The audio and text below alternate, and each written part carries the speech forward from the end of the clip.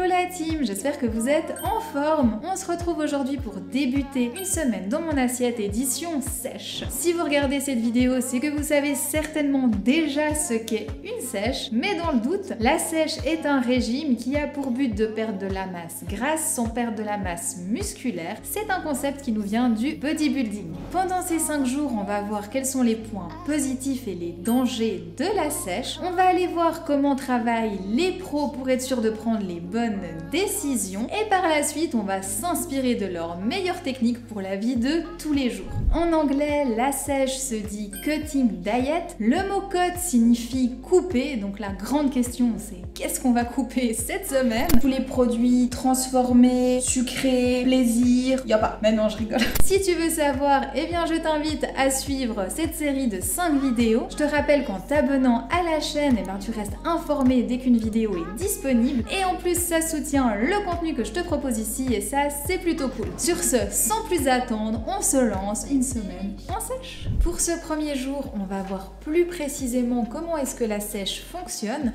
Je vous rappelle que ce modèle de régime nous vient d'un sport en particulier le culturisme. C'est donc chez les bodybuilders que je suis allée prendre les informations. Je préfère toujours me renseigner à la source, c'est là qu'on a les meilleures infos. Pour les repas de cette semaine, vous verrez comment est-ce que je construis des menus qui vont optimiser l'énergie disponible pour le sport tout en conservant des assiettes qui sont équilibrées et variées. J'insiste sur l'importance de varier les plats. Il y a 2 raisons essentielles pour chercher à varier son alimentation. Une alimentation variée, c'est le seul moyen pour faire le plein de tous les nutriments dont le corps a besoin.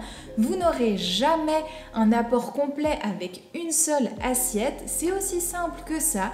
Pour avoir une alimentation équilibrée, il faut manger plein d'aliments différents. Le deuxième point, c'est le plaisir. C'est une bonne chose qu'il n'existe pas d'assiette parfaite. Alors oui, c'est un petit peu plus compliqué pour faire les courses ou préparer à manger, mais si on devait manger tous les jours la même chose à chaque repas, je pense que vous serez d'accord avec moi pour dire que ce serait un petit peu triste, non?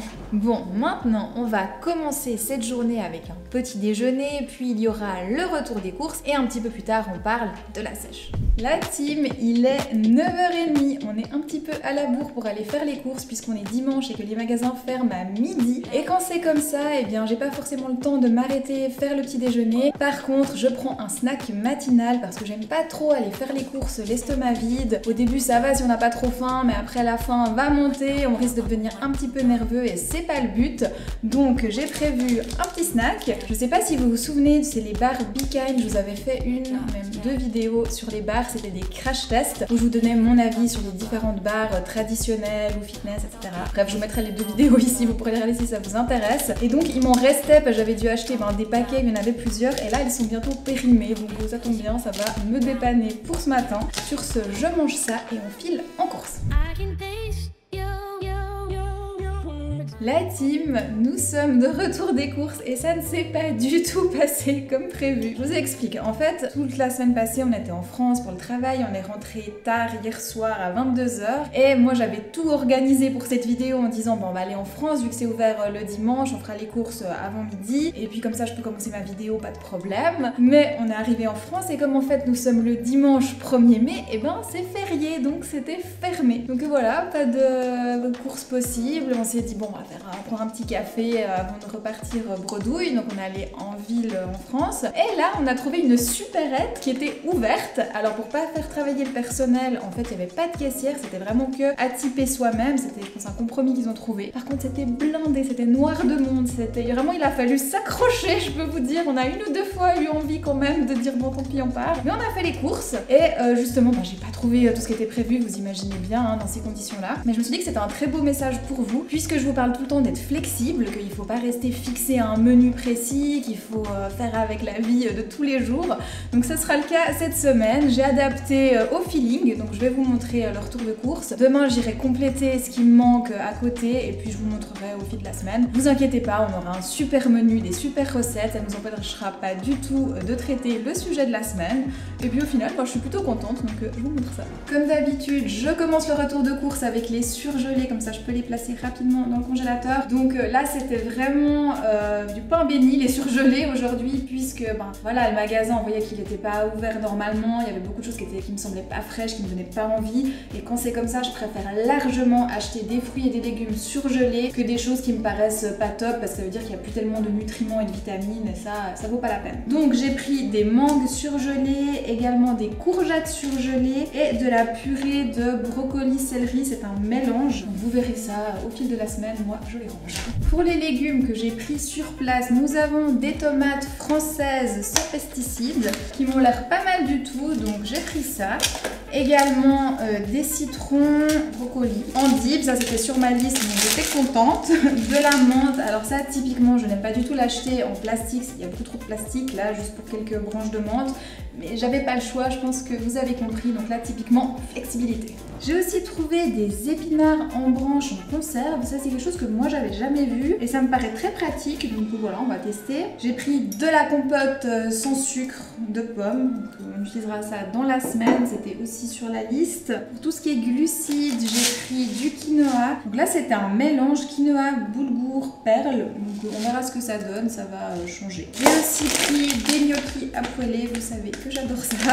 De la pâte brisée, on va se faire une superbe tarte, je me réjouis d'avance. J'ai aussi pris un petit peu de fromage, donc du président aux noix, c'est un de mes favoris, quasi chaque fois que je vais en France, j'achète celui-ci. Ça fait très longtemps que j'ai pas acheté, ça m'a donné envie, caprice des dieux. Sinon on a aussi des œufs, un mélange d'épices, ras et hanout, je sais pas si vous connaissez, on va cuisiner un petit peu avec ça cette semaine pour changer. Du bacon fumé, donc ça c'est typique du sportif, de la sèche, c'était pas possible de pas en prendre cette semaine, donc on en reparlera. Aussi des dés de jambon comme ça me permettra pour la tarte de faire quelque chose. Du poulet, ça aussi typique de la sèche et des sportifs. Donc là c'est de la sauce soja pour cuire, de la crème de soja pour cuisiner. On a du cacao 85%, de la levure chimique pour faire des gâteaux, du beurre de baratte, donc ça je suis contente quand je le trouve en France. J'ai pris du saumon comme la dernière fois, ça c'est plutôt pour ma réserve personnelle, je suis pas sûre qu'on va cuisiner avec, on verra. Des sardines à la tomate, j'ai goûté ça dernièrement à la tomate justement et je trouvais pas mal, donc on va faire quelque chose avec ça. On a encore des noix de cajou grillées non salées, très bien pour cuisiner et donner beaucoup de goût. De la moutarde gros grain, j'en avais plus, la fameuse moutarde fine et douce que je trouve qu'en France, du miel, un petit peu de coulis de tomate, donc de la sauce tomate non sucrée pour cuisiner, et pour terminer des wraps qu'on va utiliser tout de suite. On a vu l'ensemble des courses de cette première partie et la suite, vous la verrez demain. J'ai oublié de vous dire que comme on est en sèche, tous les produits transformés, sucrés, plaisir, y a pas. Maintenant je rigole. J'ai pris des pépitos. Alors ça fait des années que j'en ai pas mangé, mais quand j'étais petite, je ne jurais que par ça. Alors j'espère que je ne serai pas déçue, parce que même en sèche, on a le droit à des produits plaisir qui n'ont pas beaucoup d'intérêt nutritionnel, bien entendu. Ce midi, je vous propose ma recette de wrap au tempeh express. Donc je commence par déposer quelques cubes de purée de brocoli et de céleri dans une casserole. J'ajoute un peu d'eau et je laisse mijoter à feu moyen. Je m'occupe désormais de découper un bloc de tempeh en cubes. Je viens graisser 2 poêles avec un petit peu d'huile ISO 4. Dans la première poêle, je fais revenir les wraps 30 secondes de chaque côté et dans la seconde, je viens cuire le tempeh. Donc je dépose les morceaux et j'ajoute un petit peu du mélange d'épices, ras et hanout. On va pouvoir manger, je commence à avoir bien faim ici et celui qui est derrière la caméra aussi. Donc on va manger des wraps, j'aime bien de temps en temps quand chacun fait son wrap, je trouve que c'est convivial. Donc les wraps comme vous avez vu, je les ai juste fait griller à la poêle et puis j'ai fait avec ça du tempeh. Donc le tempeh c'est du soja mais c'est assez différent du tofu en goût, c'est très sympa et j'ai profité d'utiliser la nouvelle épice ras et hanout et en tout cas ça donne une très jolie couleur, j'ai hâte de déguster. Et puis la purée de brocoli, je me suis dit que ça permettrait en fait de garnir les wraps, de donner du goût, donc on va l'utiliser un peu comme une sauce. Sur ce, nous on mange nos wraps et on se retrouve un petit peu plus tard. Maintenant qu'on a mangé, on est de retour pour parler de la sèche des pros. Alors les informations que je suis allée chercher viennent d'une étude qui a été publiée en 2014 par le journal international de la nutrition sportive. Bien entendu, vous qui regardez la vidéo, j'imagine que vous ne préparez pas une compétition, mais que vous vous intéressez certainement à la sèche pour perdre du poids sans perdre de muscle. D'ailleurs, peut-être que l'aspect muscle ne vous intéresse pas beaucoup non plus, mais vous savez que si vous maintenez la masse musculaire, vous évitez de trop ralentir le métabolisme, et c'est donc pour bien comprendre comment ça fonctionne qu'on va justement comparer avec les pros. Pour commencer, il faut savoir que la sèche n'est que la moitié de la préparation du bodybuilder. En fait, elle est toujours précédée d'une phase de prise de masse. C'est une période pendant laquelle l'athlète va manger plus pour prendre du muscle. Une fois qu'il a construit assez de muscles, le culturiste va commencer une sèche. Le but est de perdre du poids et de faire ressortir les muscles. C'est une préparation pour une compétition. Le jour J, l'athlète devra paraître super affûté. Vous savez, c'est les fameuses photos où on les voit prendre des poses. Un peu comme ça. Pour la compétition, un homme va arriver à un taux de masse grasse autour des 5% chez les pros et chez les femmes, ça sera autour des 15%. Sachant qu'en temps normal, un homme a un taux de masse grasse autour des 20% et une femme autour des 30%. Les femmes ont naturellement un taux de masse grasse plus élevé que les hommes, mais elles vont en perdre la même quantité pour les compétitions. Ce qu'il faut voir, c'est qu'un taux si bas ne peut pas être maintenu très longtemps. Très rapidement après la compétition, les culturistes reconstruisent leurs réserves de masse grasse. Il y a tellement de frustration qui s'accumule pendant la période de sèche que près de 1 bodybuilder sur 2 reconnaît avoir des épisodes de crise alimentaire avec perte de contrôle. On parle de frénésie alimentaire ou en anglais, peut-être que vous avez déjà entendu le terme de binge eating. Les cas de boulimie sont aussi très fréquents. C'est le premier point que je souhaitais aborder avec vous. Même les pros qui ont des coachs et un suivi médical développent des troubles psychologiques. C'est clairement le grand danger du contrôle extrême et de la frustration. Si vous voulez faire une sèche seule chez vous, de votre côté, sans parler à personne de vos préoccupations et de vos problèmes, je vous laisse imaginer les risques que vous prenez de développer des TCA, de très gros risques. Ça, c'était la mise en garde très importante pour la sèche. Dès demain et les jours suivants, on va s'intéresser aux stratégies de perte de poids des pros et également à comment ils mangent. En parlant de manger, je vais aller nous préparer une bonne petite collation et juste après, nous parlerons de la sèche dans la vraie vie pour monsieur et madame tout le monde qui ne soulève pas des centaines de kilos de fonte tous les jours. Et on va aussi aborder plusieurs questions qui devraient vous intéresser, les grands mythes qui entourent la sèche.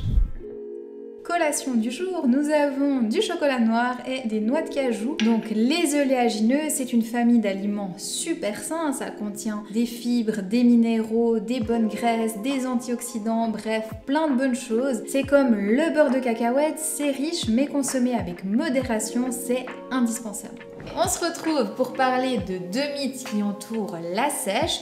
Ce sont des choses que je lis régulièrement sur les réseaux et là on ne parle pas des pros mais de la vie réelle. Typiquement, je vois souvent des conseils autour d'aliments qui ont de gros volumes mais peu de calories. L'objectif est de tromper son corps pour ne pas ressentir la faim. On mange de gros volumes mais on apporte très peu d'énergie. Au final, ça ne fonctionne pas. En digérant, le corps se rend compte très rapidement qu'il n'a pas eu assez d'énergie et redemande à manger. Et donc, retour à la case départ. En bonus, ça peut créer des problèmes au niveau des intestins. On ne respecte pas son corps en cherchant à le gaver d'aliments vides. On ferait mieux d'honorer sa faim en cherchant à apporter à son corps ce dont il a besoin et non en cherchant à le tromper. Une autre variante de cette approche, c'est de manger de tout en version allégée. C'est une autre forme de tromperie, ça ne fonctionne pas. En digérant, là aussi, le corps va demander ce qui lui manque. On est donc de retour à la case départ. Ce qui nous amène dans le processus, pas réellement satisfait, frustration, crise. Je précise que c'est ok de réduire le sucre et le gras dans des recettes quand ce n'est pas nécessaire et que ça permet de préserver sa santé, mais il n'y a pas besoin d'aller plus loin. En allégeant toutes ces recettes, au final, on crée beaucoup de frustration. Ce Ce soir, c'est poulet au quinoa et légumes. Donc je commence par verser du coulis de tomates dans une poêle. J'ajoute de la sauce soja, de l'ail moulu, du sel rose, une cuillère à café de ras el hanout. Je viens verser l'émincé de poulet. Je mélange le tout et je laisse cuire à feu moyen. Séparément, je cuis les courgettes en les versant dans une poêle avec un petit peu d'eau et je vais servir tout ça avec une portion de quinoa. Dernier repas de la journée, donc vous voyez c'est très simple, quinoa, courgettes, poulet. Et ce qui fera la différence, c'est l'assaisonnement. Là, j'ai profité de mettre un petit peu de sauce tomate. Vous pouvez vraiment varier les plaisirs avec les épices et ce que vous aimez. Et finalement, on peut manger des choses très simples avec beaucoup de goût. Pour conclure cette première journée, on a vu l'importance de manger des aliments qui sont nourrissants, de ne pas chercher absolument à alléger tous ces plats. C'est une stratégie à court terme qui va créer beaucoup de frustration. On a aussi vu que pour perdre du gras et garder le muscle, il faut faire beaucoup de sport et que l'effet ne dure jamais très longtemps, même chez les pros. Le contrôle extrême et la privation alimentaire augmentent les risques de développer des troubles du comportement alimentaire de manière significative. Du sport à l'extrême, plus de la privation alimentaire, ça augmente la frustration, donc attention à ne pas se lancer dans une sèche à la légère. Mais ne vous inquiétez pas, je vous donne rendez-vous dès demain à 18h pour en apprendre encore plus sur la sèche. En attendant ce prochain rendez-vous, je vous invite à vous abonner à la chaîne si c'est pas encore fait, ça soutient le contenu que je vous propose ici. Vous pouvez aussi partager en commentaire, je vous rappelle que j'adore vous lire et que je vous réponds. Et puis on se retrouve dès maintenant dans le groupe Facebook Ma Vie de Cricket pour échanger tous ensemble et pourquoi pas sur Instagram. Allez, ciao!